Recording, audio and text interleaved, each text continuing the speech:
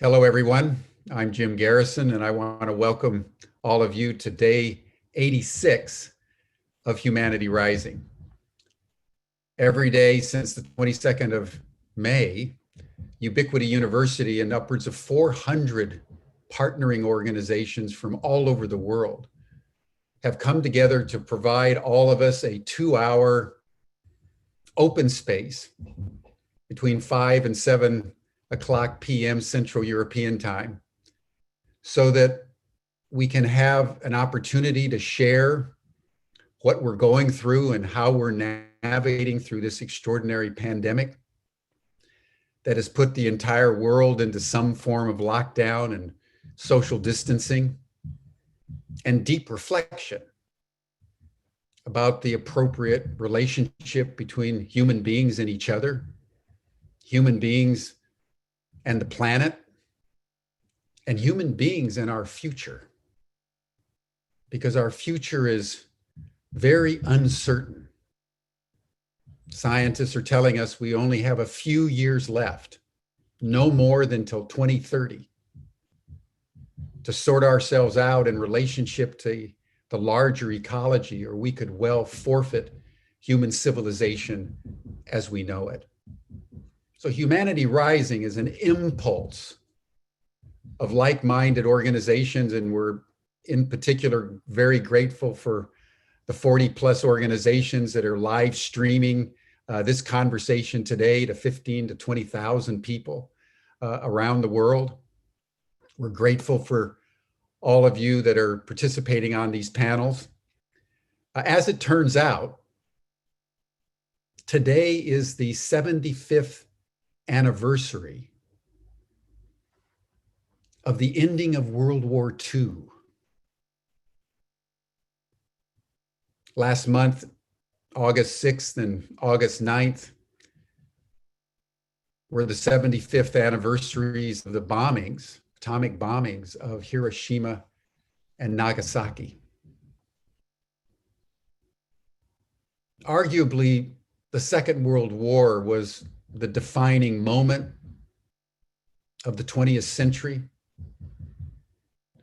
that both brought modernity, Western civilization, colonialism, imperialism, racism, ideology to a crashing crescendo. The major artifacts of which were the Holocaust and the sacrifice of 6 million Jews and an even larger number of others, gypsies, Slavs, who were sacrificed for no other reason than because of who they were. And then there were the atomic bombings and the inauguration for the first time in human history, the reality that up until August 6, 1945, every human being had to come to terms with his or her own personal death. And on August 6th, we began an era in human affairs of not only our own personal death, but the prospect, and it's sometimes the probability, of species death. World War II was a trauma that left over 50 million people dead, several times more that wounded, whole countries conflagrated and near burnt to the ground. And out of those ashes, the world as we know it emerged. But the trauma, the pain, the wounds beyond imagination have endured. So today we're going to contemplate one of the most profound issues, particularly in the midst of the trauma of the pandemic, of love, trauma, the alchemical process of transformation. I can't think of a more important issue around which our creative intelligence needs to grapple as seriously as we can. Because understanding the relationship between trauma, love, and transformation is key to human survival. So welcome, everyone. Thank you. And I would now like to turn it over to my dear friend and co-moderator, Sabinije von Gaffke, who will introduce our program. Sabinije. Thank you so much, Jim. And I so agree. The topic that we're talking about today, love, trauma, and the alchemy of transformation, is such an important dialogue to have at this point, because there is so much need for collective, individual, societal, and even planetary healing.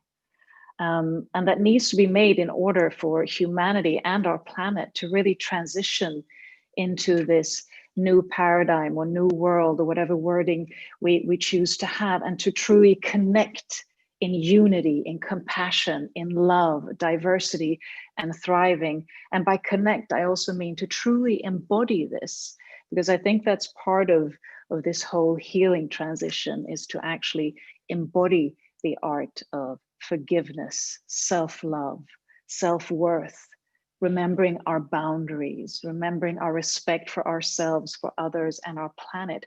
That plays such a big part in this whole transition of healing and the alchemy of transformation.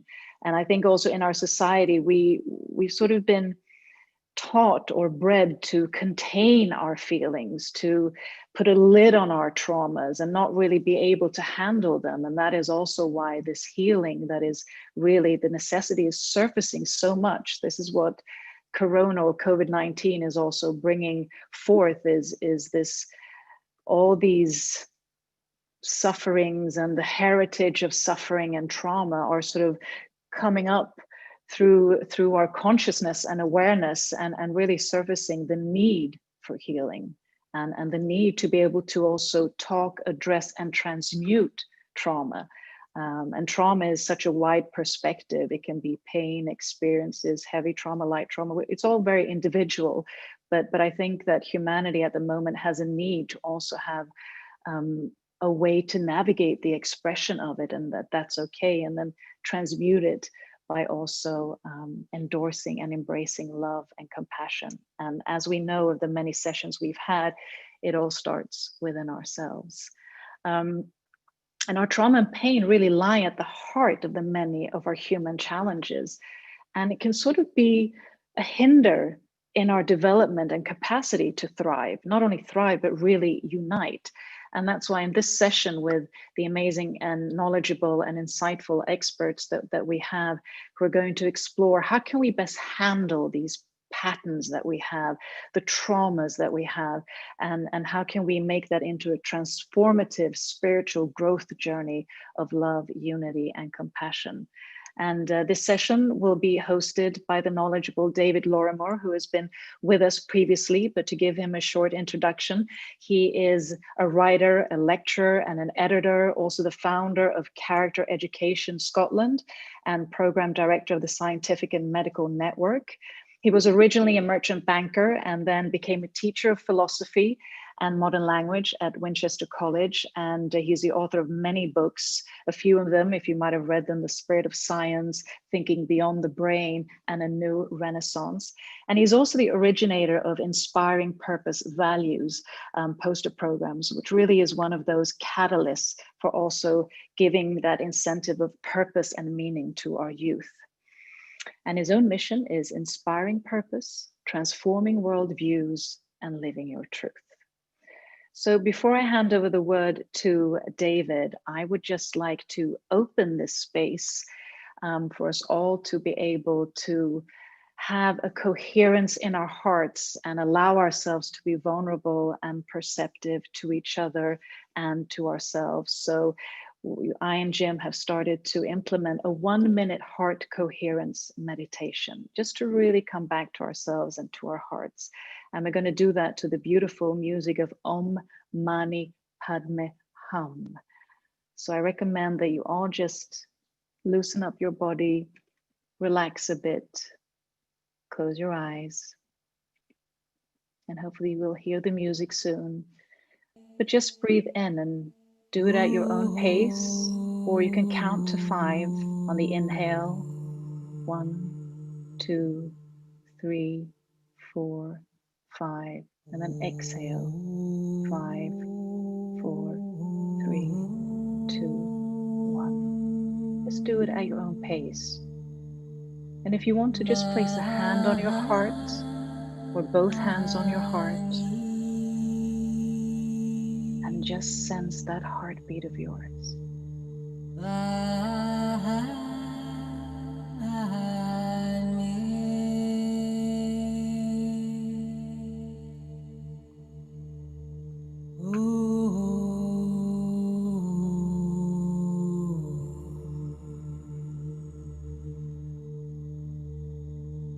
And just start to feel the coherence, the energy of all of us in this sacred space, having a dialogue, uniting here in creativity, imagination, and love.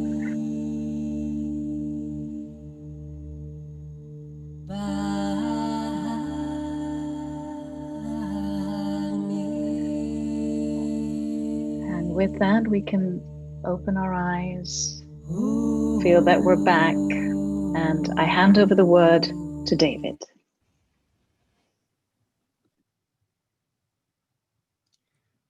Thank you very much indeed, Sabinije, and also Jim for that very timely and passionate introduction and bringing the heart in as well to our proceedings. Because although we're using words, we're also feeling together, not just thinking together. I'm going to share my screen now and give a short contextualization of our discussion this afternoon.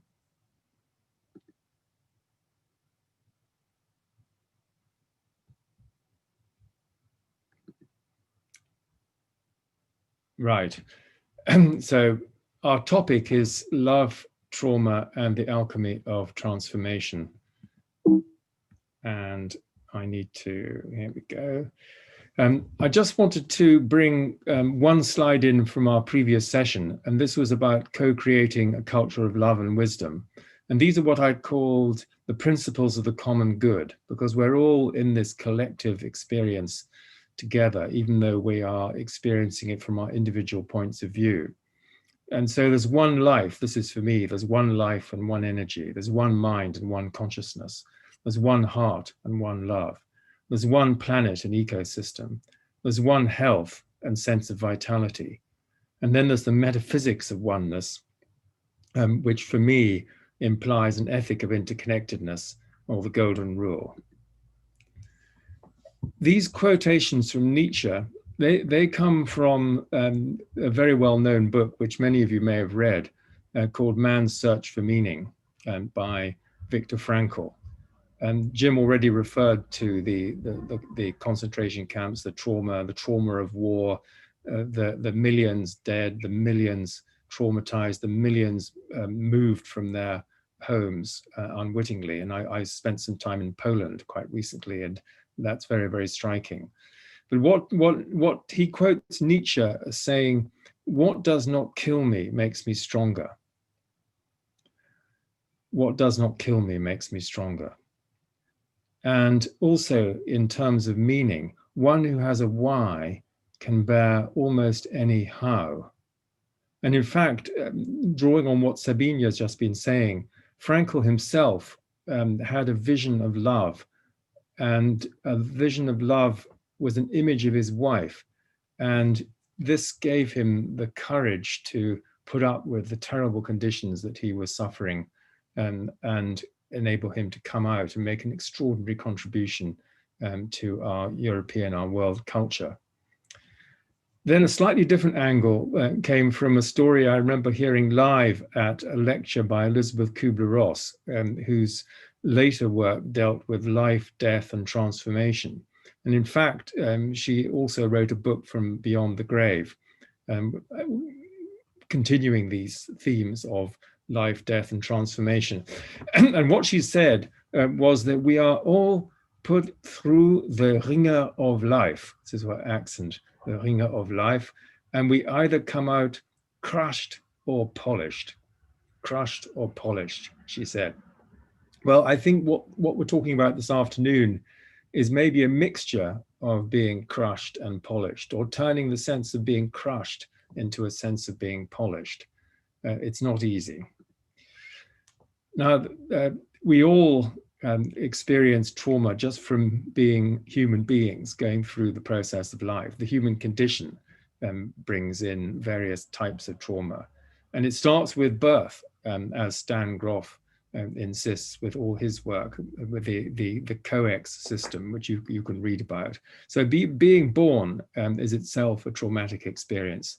And maybe one should also say being reborn is a traumatic experience, because some of the patterns that we may be talking about later on seem to come from previous lives. Then we have the trauma, or the potential trauma of upbringing, and the wiring of the brain in certain ways, either for fight and flight or for compassion and connection, which I know Suzanne will be talking about. Then we have issues connected with love and sexuality, the sense of union, but this can finish in divorce and parting. And so we have these experiences to deal with as well. And then finally, there is the issues of illness. We're going through this COVID pandemic at the moment, death, separation, and loss, all of which brings trauma, or can bring trauma. And then we have social and political trauma, which we're not dealing directly with this afternoon, but I'm sure we will touch on it. The big framework, we had an interview with Rianne Eisler recently in one of our programs, is the dominator or partnership society. This to me couldn't be more important, because what we are trying to do, I think also in the Humanity Rising movement, is move away from a dominator system towards a partnership system. But the dominator pattern is incredibly strong. We see it obviously very clearly in US politics and politics elsewhere in terms of populism, authoritarianism. But we also see the emerging partnership society, the influence of women, the influence within families, all of these tendencies towards holism, towards harmony with the earth, harmony with each other. These are all manifestations of a partnership system. And it seems to me, from an evolutionary point of view, that we really need to step up to the plate to transcend these dominator patterns, which are also within families, and to move to a partnership system. Then we have violence. We've been talking about war. We have structural violence in terms of the way that society is set up, insiders and outsiders. We have political violence, and we have personal violence, family violence. And then we have the whole area of prejudice, which has also been coming up very strongly in the last few weeks, the last few months. And then we have displacement, the refugee issue. And we're not going to be focusing very specifically on that this afternoon. But obviously, it meshes with the theme of losing people, losing family members, and just being forced into a refugee status. William James said this: "The greatest discovery of my generation is that human beings can alter their lives by altering their attitudes of mind. human beings, by changing their inner attitudes, the inner attitudes of their minds, can change the outer aspects of their lives. Now, this may not be entirely possible in the short term, but what I wanted to do really was to highlight the importance of attitude. And going back to Viktor Frankl, he says the last freedom we have is the freedom to choose our attitude towards our circumstances, however difficult these circumstances are. So every crisis is potentially an opportunity. It's an opportunity to frame things from a resilient point of view and move beyond the perspective that one is a victim of circumstances. Then more broadly, I just wanted to highlight the whole cycle of birth and death that we find in nature as well as within ourselves. And so at the moment, we're in the Northern Hemisphere, we're coming into autumn. Have the cycles of birth and death, growth and decay, creation and destruction, expansion and contraction. We have periods of expansion, periods of contraction. Then the roots and the shoots, I sometimes think of the daffodil bulb, the new flower comes out every year, but then the energy goes back into the bulb and then comes out the following year. Breathing in and breathing out, waking and sleeping, remembering and forgetting. These are all rhythms of the spiral and cycle. And Houston Smith once said in a lecture that one of his spiritual practices was composting. He used to do composting in a very conscious way. And I imagine some of you are gardeners will be able to resonate with that. And then Walter Russell talked about the idea of unfolding into life, into visible life, and then refolding into the invisible dimension in death. This is a famous quotation from Goethe, which I'll read first in German, then I'll translate it. Wer nicht dies hast, stirb und werde, to die and become. If you don't have this, don't grasp this, bist du nur ein trüber Gast auf der dunklen Erde. Then you are only a dismal guest on the dark earth. And so we need to acquaint ourselves with death and transformation, with death and rebirth. And Goethe also said this, that death is life's way of creating more life. And he had an extraordinary, there's a book called by John Barnes, I've got a quote from it in a second, where he talks about Goethe and the rhythm of life. And in his Italian journey, he had an extraordinary rebirth, just going by changing his climate from sort of mid-Germany, going south, and everything was rebirthed. He was 37 at the time. And here is this quotation I was talking about, which everybody I think will recognize in their experience. After a period of growth and expansion, all life reaches a turning point in which a new phase of withdrawal or contraction sets in. Then, however, with the new expansion, new life becomes possible. All life is breathing, a going out and a coming back in. Each new breath is a new beginning. So we have, sorry, my my mouse doesn't seem to be working properly. And then I wanted to bring in a quotation, which I did use last time, but it's a very good one from Dieter Doom and Sabine Lichtenfels, who's with us. Sometimes we experience this point where the divine breaks through and leads us for a short time into a world of grace, strength, and great universal love. This is not a private experience, not just the experience of an individual ego, but in this experience beats the heart of the whole world and the global heart of all humanity. It is the message of a world that is always directed towards unity, love, and healing. We call it the sacred matrix. It is the most reliable foundation for the formation of a movement capable of connecting with the universal forces and heart of humanity. My panelists this afternoon, we have Sabine Lichtenfels. I just wanted to highlight some from the Tamera community, some key words which they will, I think, elaborate on in their contributions. So love, sexuality, trust, and community. And for Thomas Hübel, healing collective trauma. Suzanne Zedig, connected baby, the attachment and connection, and then disconnection. Colm Holland, alchemy and transformation. And Chris Bache is the, the sense of planetary transformation.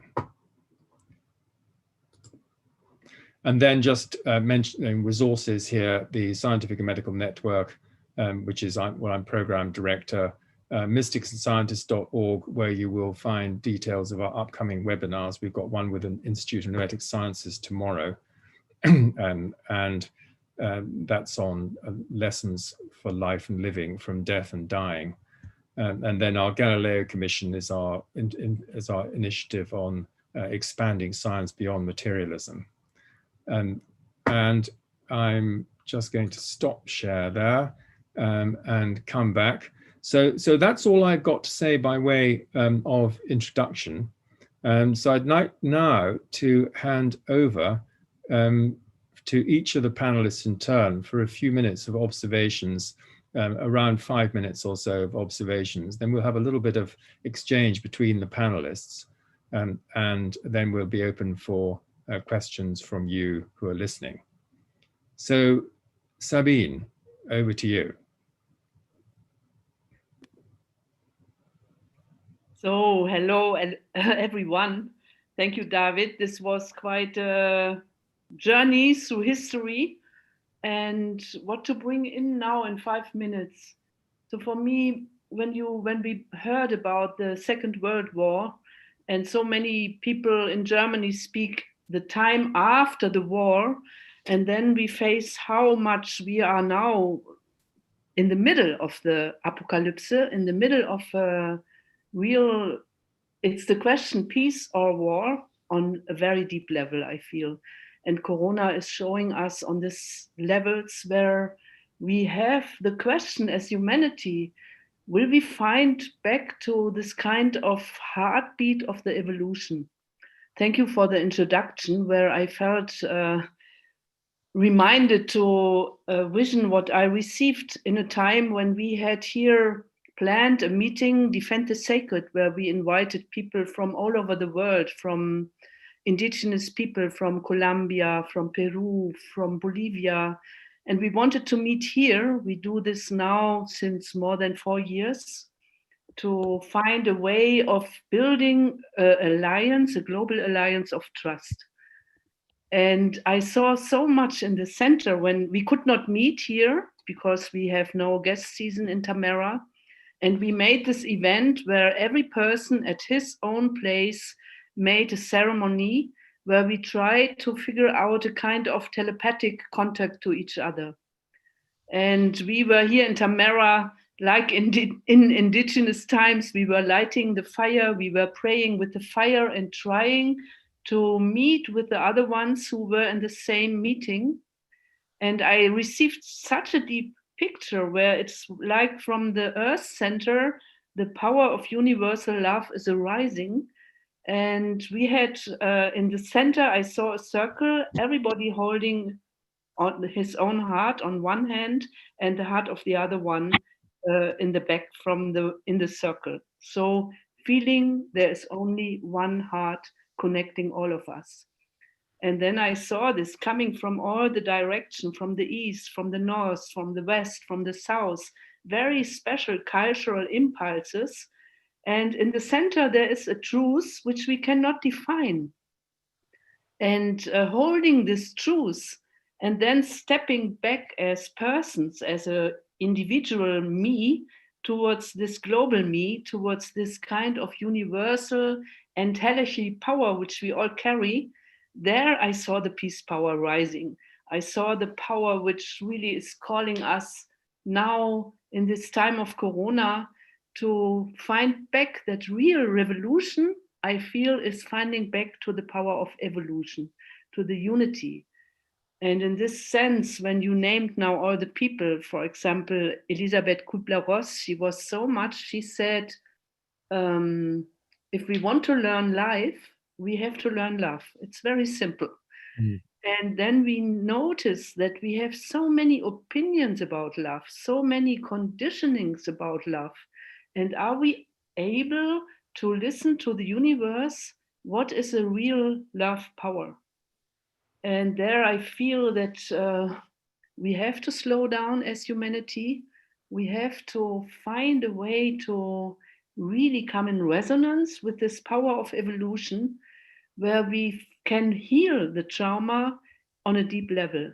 I think there exists a collective trauma, and we all lost this kind of universal connectedness where we know that what we are living in a local surrounding is connected with the whole. One earth body, one humanity, one sun, one water, one fire.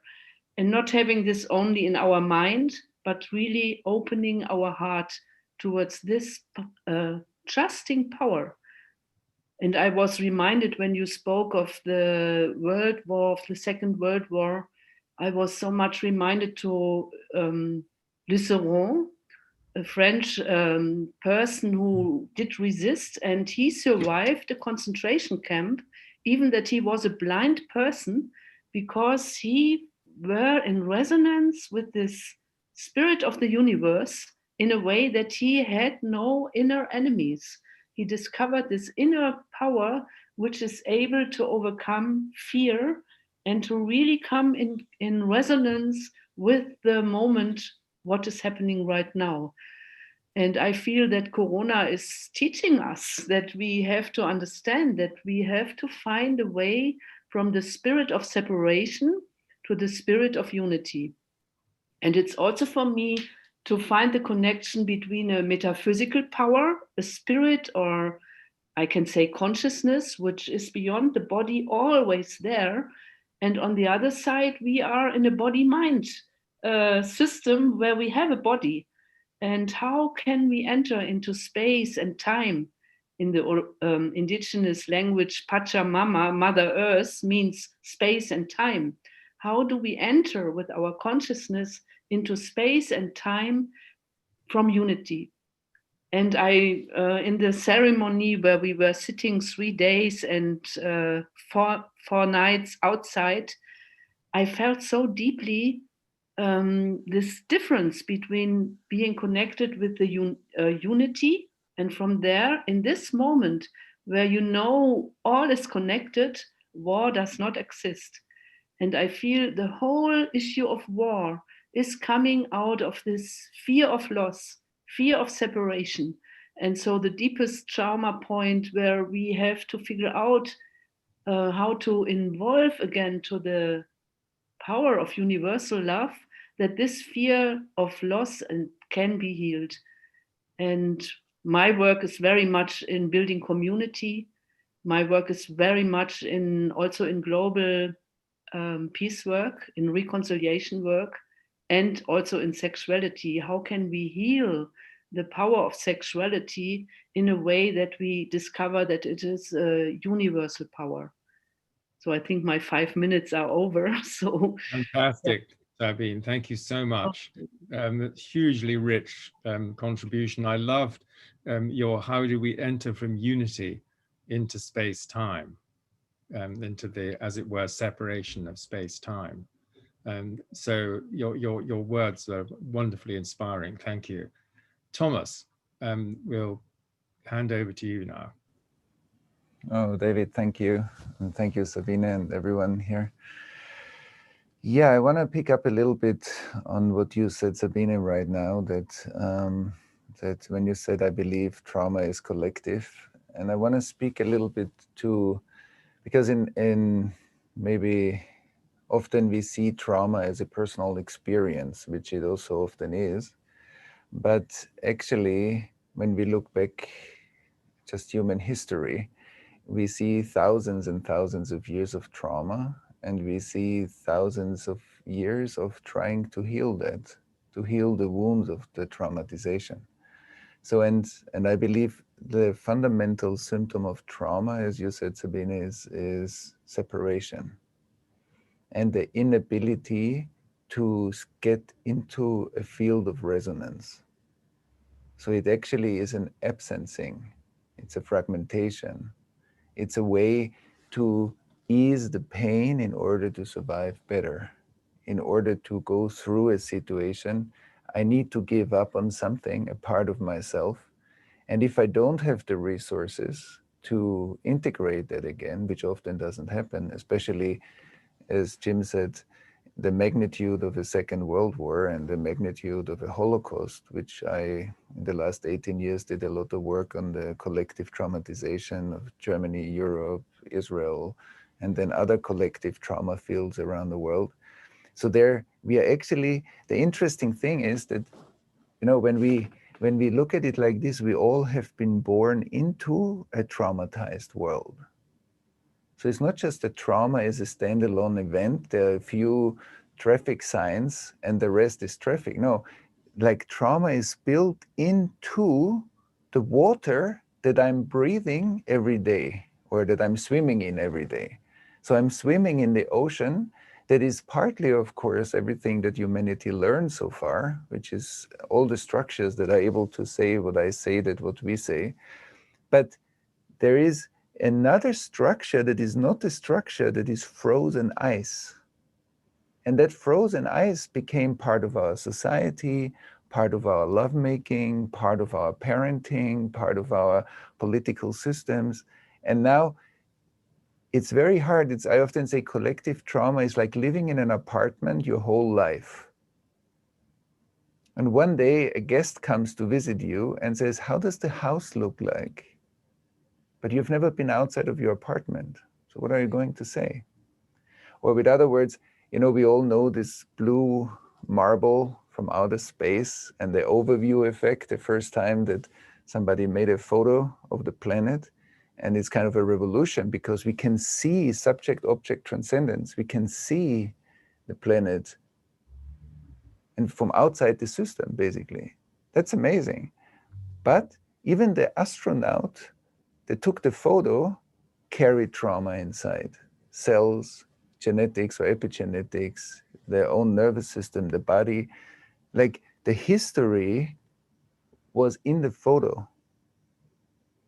And I think that's very interesting because no one of us knows like how a world looks like without trauma. Because even if I, in my own biography, haven't been traumatized, I certainly, like my ancestors, went through difficult moments, and they are kind of part of my experience right now.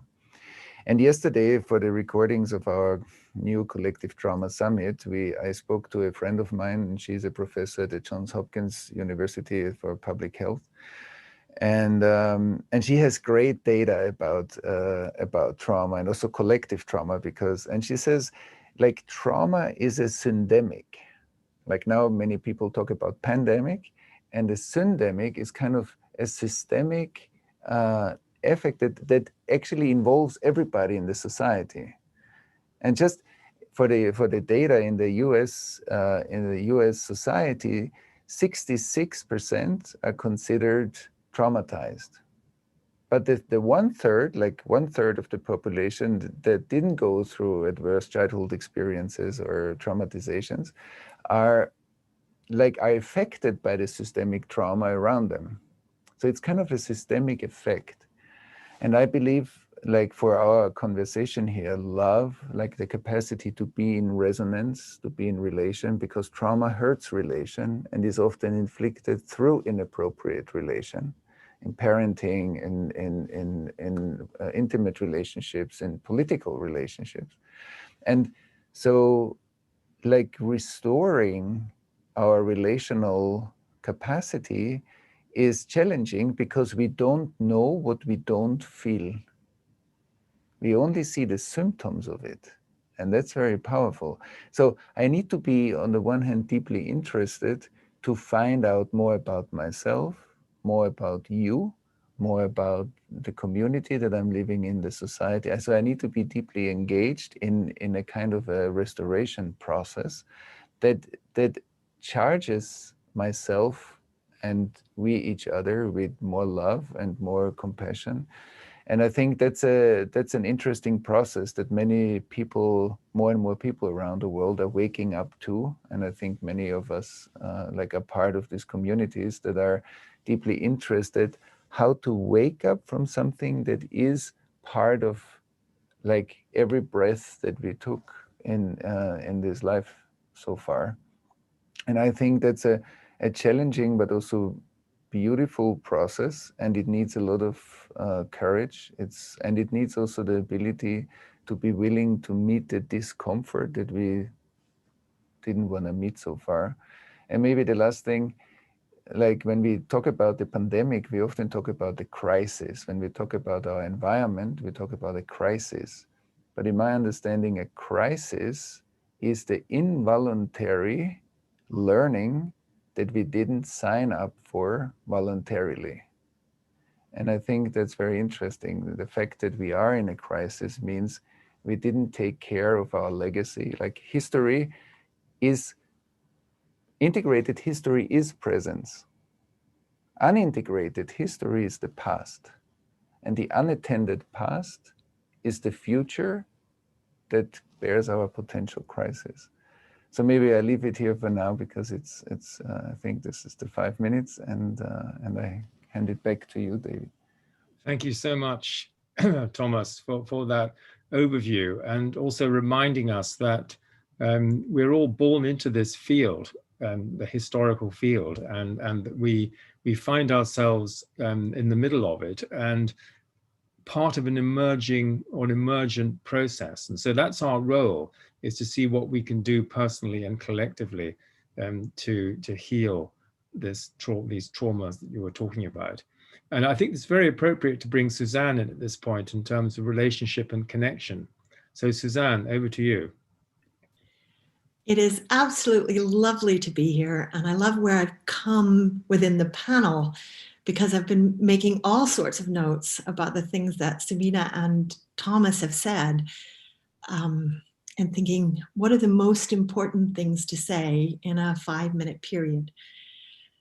So if I start from one of the things that you just said, Thomas, that we have all been born into a traumatized world, that's really hard for lots of people to face up to. Just the idea of it makes people uncomfortable and scared. Whereas if we could just look at that, we would start to have new solutions. We would know what we're struggling with. It doesn't have to be scary if we can look at it. So one of the many questions to ask ourselves, I think, is what stops people from looking at this? And of course, one of the key things that does that is shame. So I wanted to bring that word in because it's not one that we have used so far. Shame works from keeping us to see what the problem is and what the struggles are, and therefore what the solutions are. And what so many of our societies resort to instead is blame. And what blame lets you do is not get curious, which is what you're talking about, Thomas. So in my work, I use the word curious and courageous or courage all the time. And I do it very consciously. And somewhere in this conversation, we talked about a spiritual practice of composting. Was that you, David, who said that? Yes. Yes. I use the words courage and curious all the time in my social media as a really conscious practice. I hadn't thought about it until tonight as a spiritual practice, but I'm happy to pull that description in as well for my choice of those words, because all I'm trying to do is to find ways to help more people to be curious and to find the courage to be curious. Because the idea that we were born into a traumatized world and therefore we might be traumatized ourselves, or that we might be doing something that traumatizes our children, is terrifying for people. So one of the questions in my work is, how can I help people to step into something that is scary for them? I think all of us are doing that. It's just one way to describe the questions that I often ask myself. How do I help people to step into something scary? And one way to do that is to remind people that they are not alone, that none of us are alone in doing this, and that it's, in a sense, it's okay we've been born into a traumatized world. It has to be okay because that's the way it is. And so if we can just accept that, to use some, Eckhart Tolle's vision that is so useful for so many people, if we can accept that, then we don't have to resist it and have it work against us. So thinking about that makes me think about babies, which is my thing. So I'm by training a developmental psychologist, and I studied the development of babies and why relationships are crucial to the way human beings develop. And after 20 years in an academic position here in Scotland, I had gotten very frustrated because I'd begun to really understand that so much of the knowledge that the academy has, that science develops, does not reach the wider public. And eventually I couldn't cope with the struggle of that anymore because I thought everyone deserved to know the things that I knew about babies. So it's nearly a decade ago now, I took what was a kind of a crazy decision, and I stepped out of academia in order to try to reach the public with this information through this organization that I call Connected Baby. And what I find is that people want to know this stuff. They want to better understand trauma and relationships and connection and what they struggle with. If we can communicate that information in ways that is not scary and not blaming and not shaming. And so often what parents get these days is parenting education and information that feels blaming, that feels shaming, and that puts them under more pressure, that makes it hard for them to hear. I don't think they deserve it. I don't think it's effective. I don't think it's fair. And so I think it's really important that we think about the tone in which we deliver parenting education. I don't even like that term, education. The tone of it is often more important than the content of it. And so finally, perhaps what I'll say is I'll think for a minute about, I'll say two more things. One is about World War II. So I'm now obsessed with how do I help people to understand what I call the science of connection. And I often talk about attachment, but I prefer the language of the science of connection because attachment sometimes has a really professional feel to it. So how do I help people to do that? I talk about World War II. It's where I start. And in particular, I talk about hospital practice during World War II and just after World War II, because there was a big push, a big understanding at that point of why, of how relationships shape children and why they're so important. And the psychologists of the time tried to bring that information into hospital practice and to change hospital practice here in Britain at the time to let parents stay with their children. And when you tell the story of how hard it was for them to achieve change, and you help parents and professionals to understand today that once upon a time you couldn't stay with your 2-year-old, that they came into hospital for bad chicken pox or a broken arm or an eye operation or bad flu, you had to leave your 2-year-old with strangers. And if you tell that story in the right way, in fact, it doesn't even take very much, people stop breathing with the anxiety of it. And since we're talking about hearts and connection, when you give away your breath, you're really scared. Nowadays, we would not leave our children alone in hospital, and we don't have to. So understanding that there was a time not all that long ago when it was hard for systems to see why relationships were important, and that the people who led that fight worked for 2 decades to get really serious change in hospital practice, helps us to think about what are the insights, what do we miss now? So how is childcare for young children? Could the childcare that well-meaning people provide be traumatizing for children. That's hard for childcare providers to think about. And yet it's entirely possible. If we don't put relationships at the center of our thinking, we traumatize children, the end. So how do we help people to take relationships more seriously? So I'll say one more thing and then I'll stop. One of the things that I am astounded and delighted by is that Scotland, which is where I am, in the last 3 years has found itself in the midst of a real grassroots revolution to understand the impact of adverse childhood experiences. Not everybody likes that frame or that particular language. Some people prefer trauma. I don't really care what we call it, as long as we are getting that that disconnection causes trauma. I wanted to end with that example because we now have thousands and thousands of people.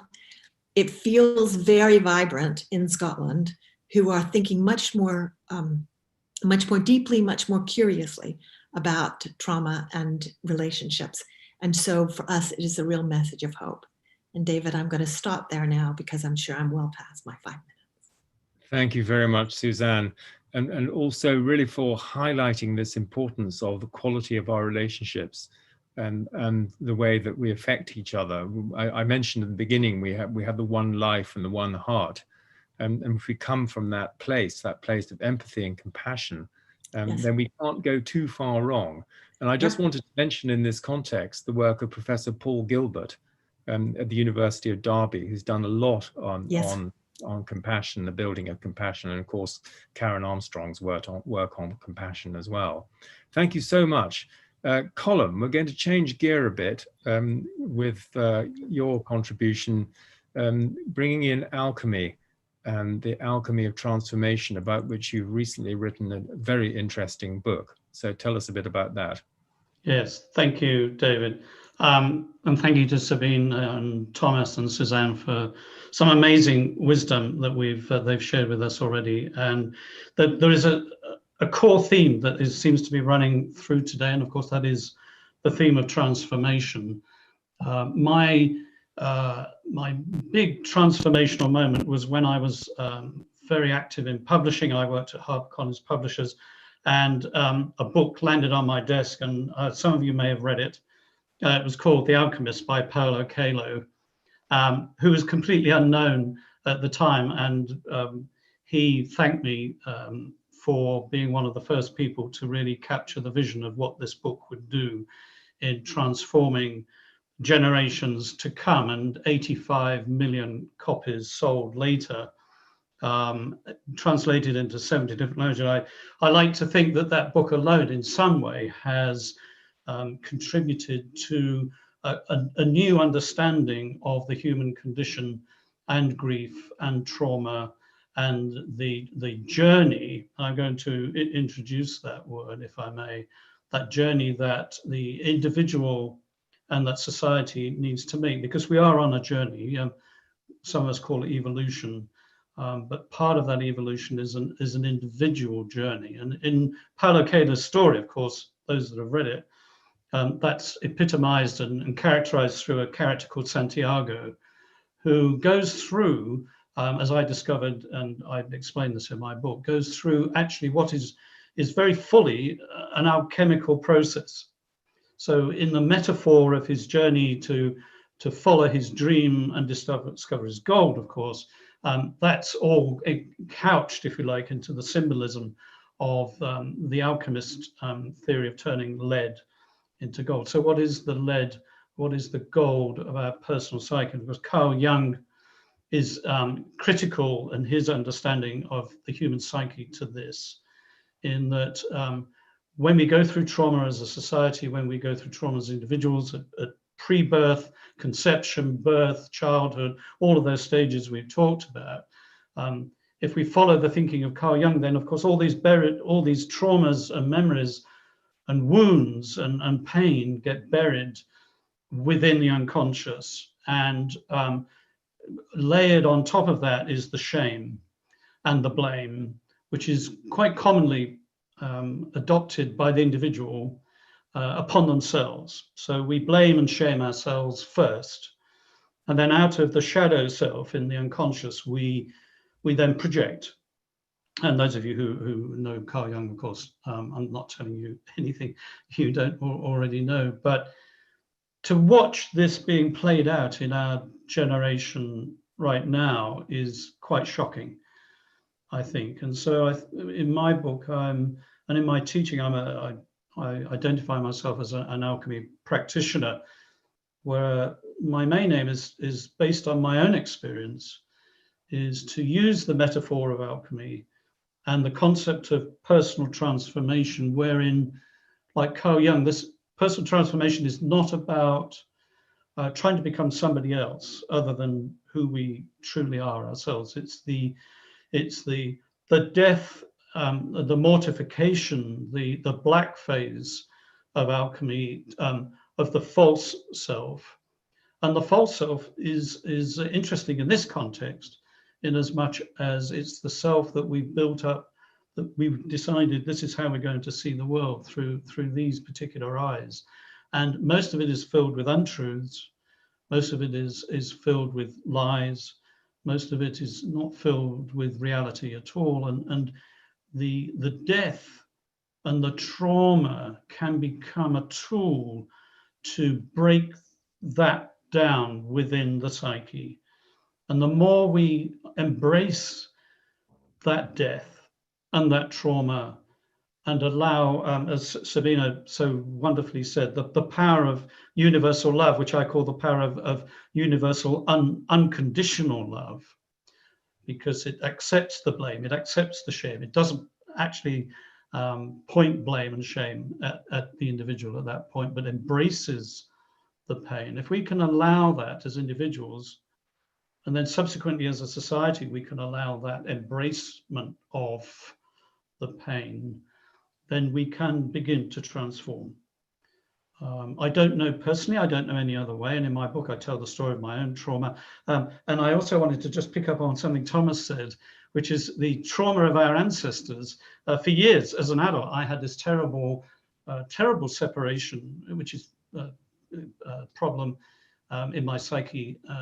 And I went through lots of my own experiences and couldn't quite find a route for it. And then in one of my primal rebirthing sessions, one of the therapies that I went through personally, I discovered that my grandfather, who was sent to the trenches in the First World War, was married the day before he left from England to go to France. And the marriage was never consummated. And the trauma, and he didn't come back for a year. So both within my grandfather and with my grandmother, there was this incredible grief from day one of the lack of the love and the intimacy and the consummation of that marriage. So the marriage, it was a year before they were able to consummate their marriage. And of course, I discovered that I had a vision of this, I had a sense of this, and then I talked to my parents subsequently, who said, yeah, this was the case. And so that explains. So where did that trauma live within me? So it lives within our physical cellular structure, I believe. So not only are we talking about trauma continuing in a psychic sense, I also believe, and I'm a big fan of the work of Dr. Frank Lake, by the way. If those of you who know Dr. Frank Lake, sadly passed now, but he in his theory of trauma and the inheritance of trauma, that it actually lives within the physical cells of the body. So taking Thomas's point again, if we go back millennia then of trauma, we've got quite a lot of baggage that we bring to the table. So just really to end, in the process of alchemical, and by alchemical I mean the ancient wisdom of the alchemists, going back 5,000-6,000 years in Egypt, which is the sort of the root platform of the Alchemist by Paulo Coelho. What Santiago is doing there, and what we do, is we pass through this process of alchemical transformation to eventually reach the true self, and to be embraced by love and fulfill, reach that point of true empowerment as an individual. So that's how I see alchemy and transformation having something to contribute to this conversation today. Thank you so much, Colin. And I think one could sum that up by saying that one's moving from the small self with a small s to the self with a large s. Universalizing one's experience and moving into a more universal and therefore compassionate and wise position. So thank you very much for that. And finally, we've got Chris Bache, who's, I think, going to zoom out for us. We've been zooming in. Now we're going to zoom out into his extraordinary journey, which gives, I think, a very interesting aperçu, as the French would say, of the big evolutionary process that we are all part of at the moment, and whether we can make a crucial transition into a partnership society. Chris. It's an honor to be here with everybody.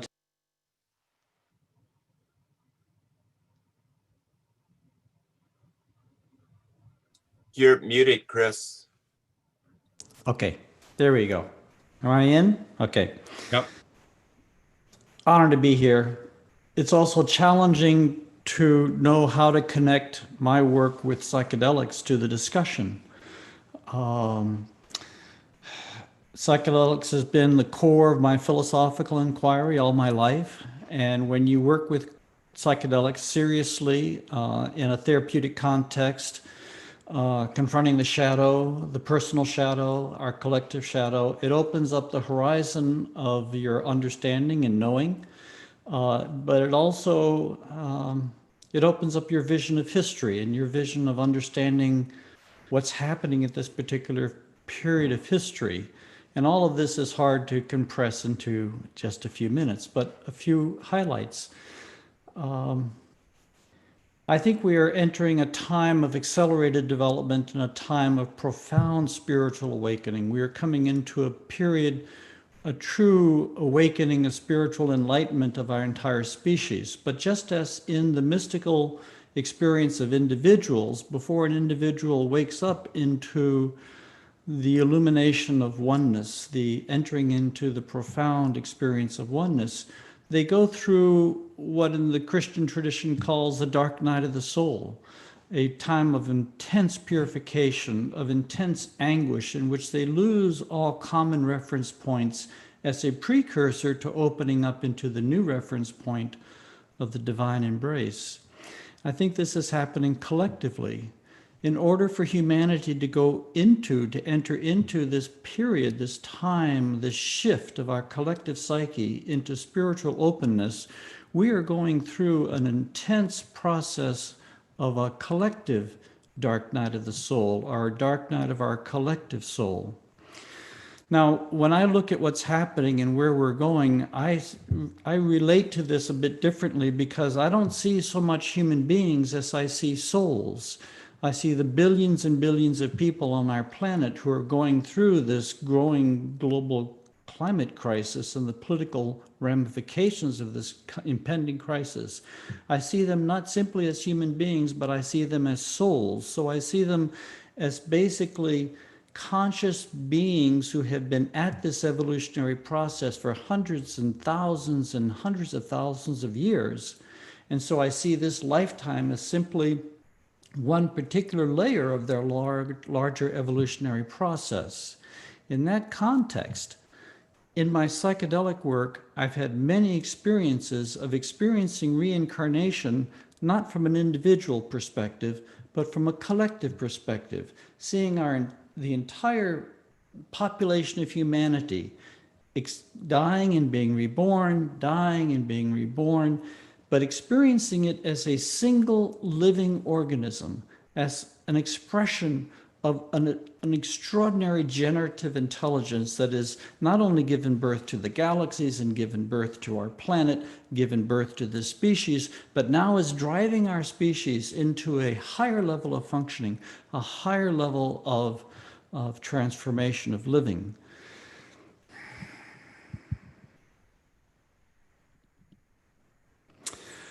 I think in my visionary experiences, I have seen that this process of collective purification is a process in which, in a sense, massive karma from hundreds of incarnations of each of us is being built into the fundamental structures of our current life. So that the trauma that we are engaging is personal trauma, ancestral trauma, reincarnational trauma, but the purpose served by this is all part of confrontation and release, transformation, and lifting the bottom line of the psyche, lifting it into a higher level of transformation. In my book, LSD and the Mind of the Universe, I have a chapter on the birth of the future human. And I think that's the project we are engaged in, nothing less. We're not simply trying to survive the stupidity of our past and heal the divisions of history. And we're not simply trying to create an economic model, an industrial model, or social model that brings us into a more ecological balance with our natural world. But we literally are trying to give birth. Nature is giving birth to a higher expression, a higher form of humanity through this process. I think it will take generations. We are at the cusp of whether it will succeed or not. It's this trauma of this dark night of the soul, I think, is going to get worse in the decades ahead. It will threaten the very possibility of our living in a societal way. It will challenge us to our very foundation. And if we can understand what is happening at root, that we are being challenged to let go of old ideas, old values, old priorities, and find new values, new priorities, new ways of relating. If we can let go of the divisions of history and embrace the emerging wholeness of a planet filled with persons living in greater intimacy, in more responsible intimacy. I think what we're seeing actually is the death of a world that's been created by ego. And the ego is a magnificent psychological structure. Tremendous, beautiful psychological structure, but it's fundamentally a divided structure. And a world which has been built by ego is a world which is divided, will always be divided. I think what's happening now is the world is in the process of giving birth to the soul in history. Now, the soul for me is that psychological construct that holds all of our experiences from all of our lives and all of our lives through history. Most of us experience the soul when we die. We die and return to the consciousness, which is the totality of our consciousness. When we're born, we shrink down to ego. When we die, we return to soul, shrink down to ego. I think what is happening, given that this process has been going on for so long, from ego to soul, that nature is in the process of giving birth to the soul in history. That is, we are integrating all of our former lives. We are integrating all the trauma that's been embedded in our former lives. We're doing this individually and collectively. And in that process, giving birth to the soul in history. This is what I call the birth of the diamond soul. This is, I think, the birth of the future human. And the soul relates to the earth differently than the ego. The soul relates to other human beings differently than ego. The soul relates to the divine differently than the ego relates to the divine. There's high stakes on the table, just tremendously high stakes, hard times ahead, but magnificent, magnificent outcomes available to us as we go through this process of transformation. Thank you so much, Chris. And in particular for reminding us that we should be looking at these things. We know we have this level of knowing of the soul. And so I'm sure that, certainly speaking for myself, I recognize everything you said from my soul level. And that we're here to be part of this transformation, that our history goes back much further than when we think in a personal sense. We've had some ideas already of expanded identity. But this is really the initiation, the major initiation and the potential birth of the new human. But that the stakes, as you say, are very, very high. So thank you so much for that. I think we've got about another 10 minutes or so before I hand back to Jim. I just want to see if either Sabine or Thomas, who went at the beginning, have any reflections that they'd like to add in the light of what we've heard from the other panelists. It's really a lot to listen to all of you. I like to have more time to deepen, but what I mainly, when I listen to the words of Chris now, it's I think he is describing the deeper meaning of resurrection. And it's amazing when we come back to the memories of former lifetimes and we all notice that there is a certain collective wound of humanity where we all lost, I would say, the tribal wisdom, what it does mean to live in a universal community full of trust. And I think all the wounds, what we face, give us a birth giving to the higher consciousness. And I like the words a lot, how you described it. And I still remember in the morning, we have here every morning what we call the God point, where we speak about different approaches. And there I once said, look, it's amazing, we all died. We did die so often, and here I am still. So if we come to this awareness of resurrection of consciousness, there I feel is the strength to understand the trauma on the deeper level. And I want to say also once more to Thomas and his work of how he is working with the trauma. I appreciate this a lot. And my feeling is that we also have the call, and I think also from indigenous people, there comes this call that we have also the power to have the memory from the soul level, how the healthy picture of living on this planet is an intention of evolution. And for me, it's nourishing a lot to figure out what is really the healthy picture of humanity, how it's meant to be part of a universal community in the whole body. So thank you for all what you shared. I liked it a lot to listen to you. Thank you. Thank you very much, Sabine. I think the process is one that we've unfolded, as it were, a great deal of many strands and a lot of meaning from the various different contributions. Thomas, how do you see what Chris said in relation to your own work? Yeah, first of all, I love the deeply mystical approach, since that's very much part of my path, of course, too.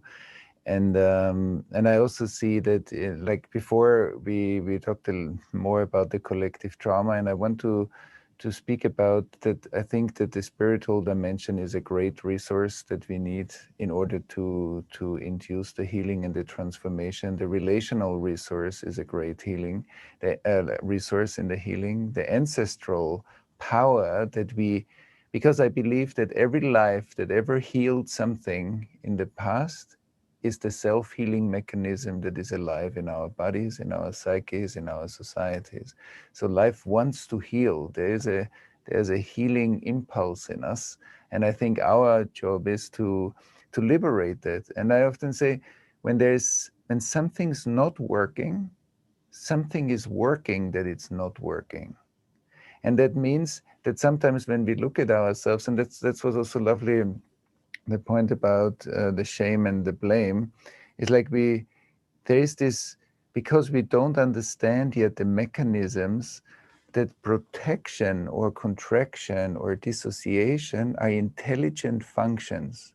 Every defense pattern in every one of us on the planet is an intelligent function.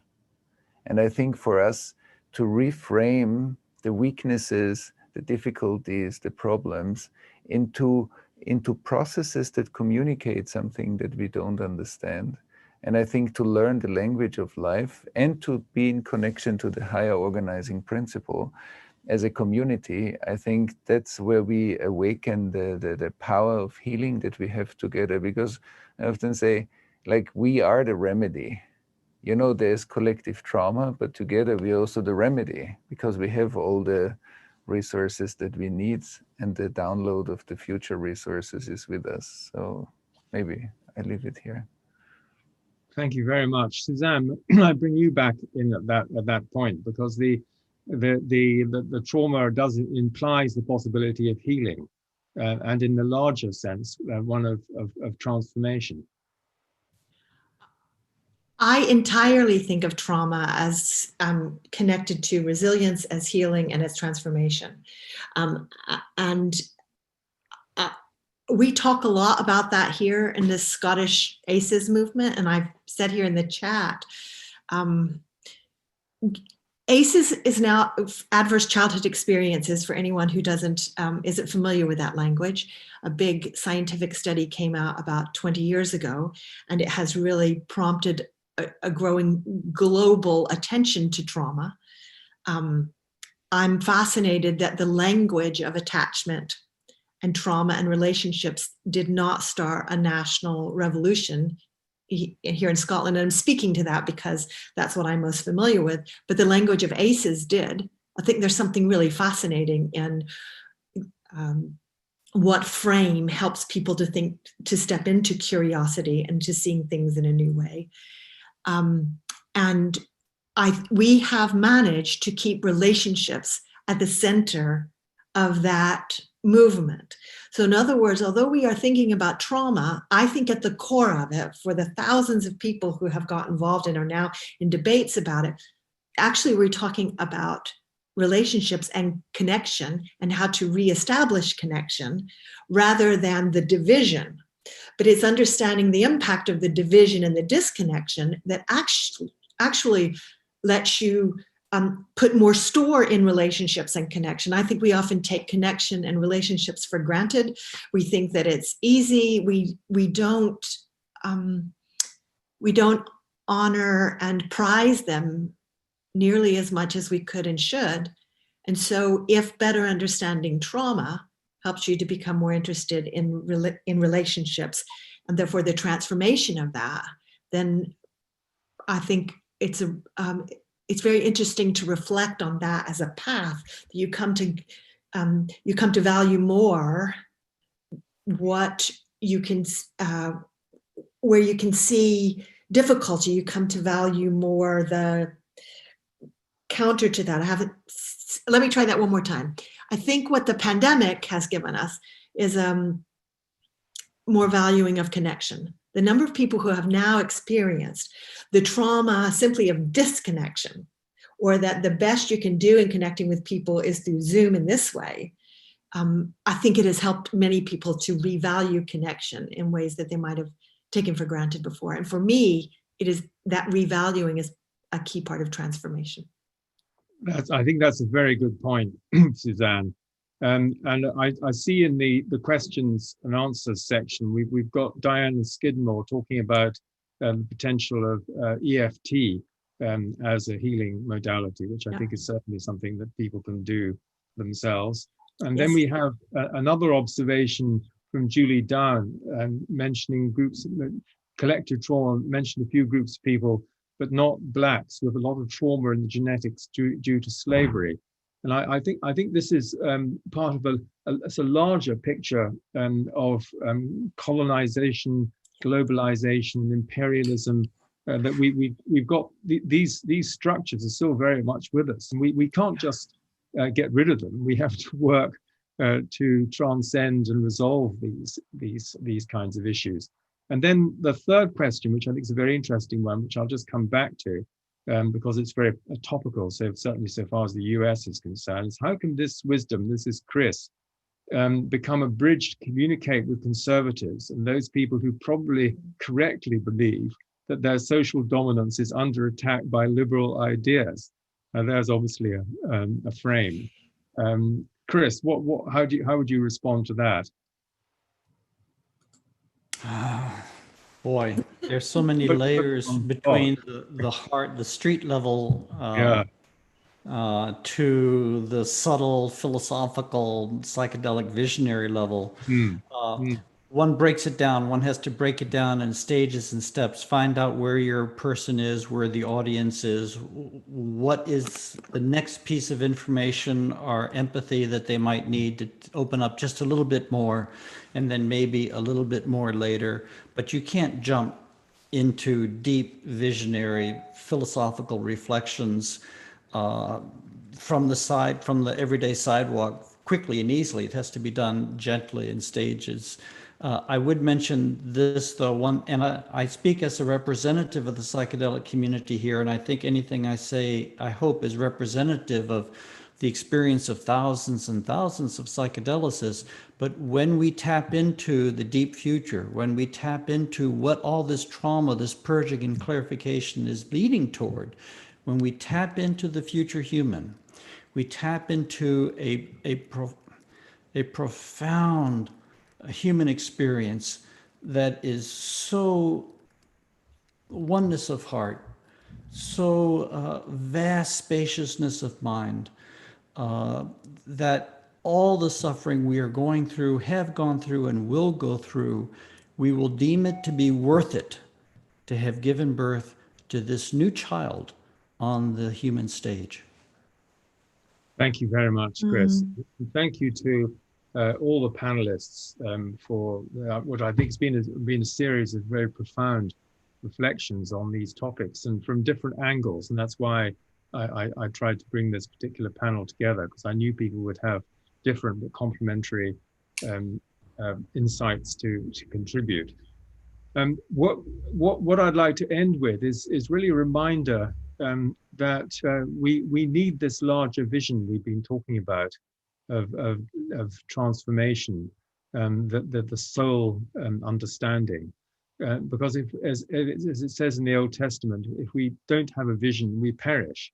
And the much of scientific thinking has evacuated meaning and vision from our understanding. And so we need to rediscover this sense of meaning and connection. And that means coming back to these fundamental principles which we dealt with last time of love and wisdom, how to bring about a culture imbued with love and resting on wisdom, not just intelligence and cleverness. E.F. Schumacher said, we are now too clever to survive without wisdom. And then my last remark is really, before I hand back to Jim, I'm reminded of these WhatsApp conversations, but I'm sure you've had this experience, where you're speaking to your family member and then suddenly it goes blank, and it says trying to reconnecting, and as if we're going through this experience collectively, that we have disconnected from our underlying sense of oneness, underlying sense of harmony and love. And now we long to reconnect. And we're seeing this in the pandemic, that we can reconnect with each other on a deeper level. And so I'd like to leave that note with you. How can we reconnect more deeply to ourselves, to the divine, and just to our neighbors and the people we live with every day? So with that, I will hand back to Jim, and just to say also that I have put details of the events that the Scientific and Medical Network is hosting into the chat box. Tomorrow we've got an event with Noetic Sciences on lessons for life and living from death and dying. So thank you very much indeed to everybody on the panel, and to Humanity Rising for this amazing series of webinars. Jim. Thank you, David. I'll turn it over to Sabinije for her final comments, and then I'll close us out. Sabinije. Thank you, Jim. And thank you to our panelists for such a profound dialogue and really this wide perspective. And it's so important with these kind of dialogues, because it really is through dialogue, communications, and different perspectives that we actually create this fertile ground for people to both access the information, but also embody it and try to sort of give that resonance in their own lives. And I think this common thread of connection and belonging, it's at the core of our human, not only survival, but our human sense of being. And that's why it's, like you also said, David, it's so interesting to see where we are now, where we're getting more and more disconnected offline, but somehow trying to connect online and finding our way back. And connection and belonging is so connected to the other word that we've been talking about, shame, because it's when we don't feel that we connect and belong, and maybe it doesn't even, belong to us. It could be like we're talking, shame is also, it can be inherited, whether it's individual, collective, or societal. But I also think, to sort of add to that, there's not much to add because you've said so many profound things, but also to remember that speaking about, for example, shame is important, because the survival depends on it going undetected and us not having the courage to talk about it. So I also think that when we start to open that narrative of actually allowing shame and vulnerability to be part of the narrative of how we actually develop, and then finding the modalities and facilitation to also see it, feel it, and transmute it. And a lot of us, speaking of the dark night of the soul, which I'm also acquainted with, it takes a lot of courage and work, but that is the accountability, I think, that Mother Earth has on us at this moment. If we're going to transcend and awaken and really find a new level of consciousness, we also have to contribute by doing, I don't know if work is the right thing, but maybe the labor in birthing this new world. And I just wanted to sort of round up on a few quotes, because there were so many amazing authors that we've also mentioned, not least David opened with Joseph Frankl, and all of you in the audience who haven't read, A Man's Search for Meaning, please do, because his story is the story of survival, but the survival based on the universal unconditional love. And I think one of the quotes is, when we are no longer able to change a situation, we are challenged to change ourselves. And that feels we're at that epiphany now. And it's not really a challenge. It's a beautiful, painful, resourceful, connected journey that I think sometimes humanity is more afraid of actually connecting to our authentic selves and the truth, whatever our truth is, and love, because we are so geared towards anxiety, fear, because the collectiveness is there, and that's where our connection and belonging seems to be, but it truly isn't.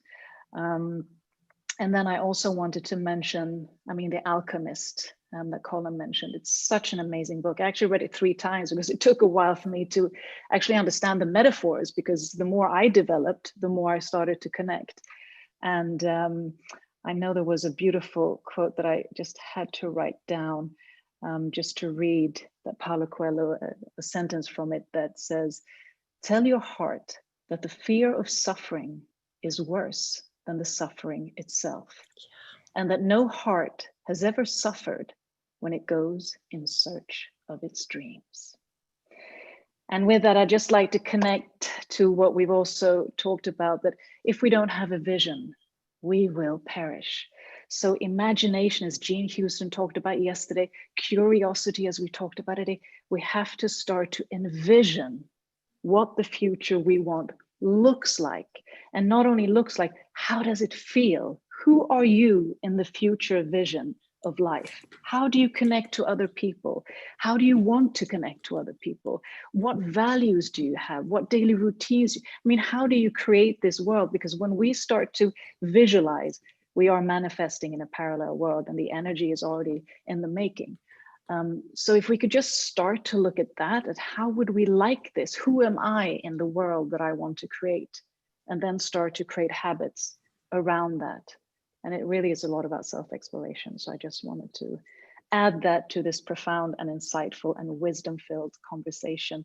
And such a humongous thank you to all of you panelists and experts for sharing your expertise, and of course to all of the people online, because you in the chat, your insights and your questions and your thoughts are just as valuable. We're all, no one's an expert. We're all trying this sort of game of life together and learning together.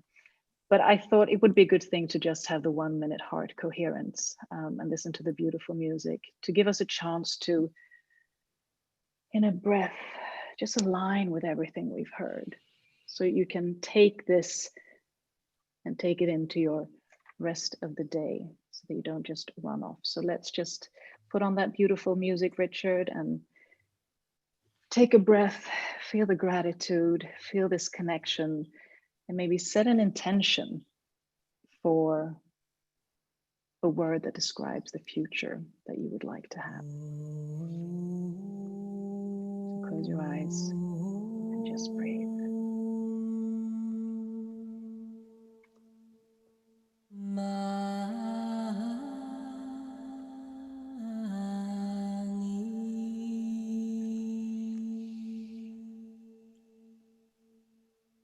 And if you want to, do place a hand on your heart and one on your belly, on your solar plexus. And just feel you are okay. You're worthy, you're held, and you're loved.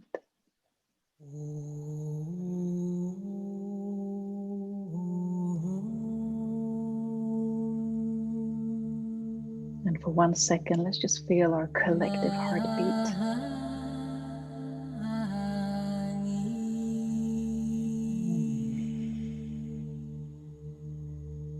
We truly are the superheroes that we're waiting for. I think as David or someone said, we are the remedy that we need. And with that, I'd like to leave the word to Jim. Thank you, Sabinije. Thank you, everyone. We have had another profound session, David. I think we need to keep going. I think this is such a rich and textured conversation that I'd like to be in touch with you about a deeper dive. And as you all know, we're doing Humanity Rising every day, indefinitely into the future as the pandemic unfolds, in part so that as we have these conversations of immense scope, love, trauma, transformation, we can deepen the conversation over time. And I think this is well worth this consideration.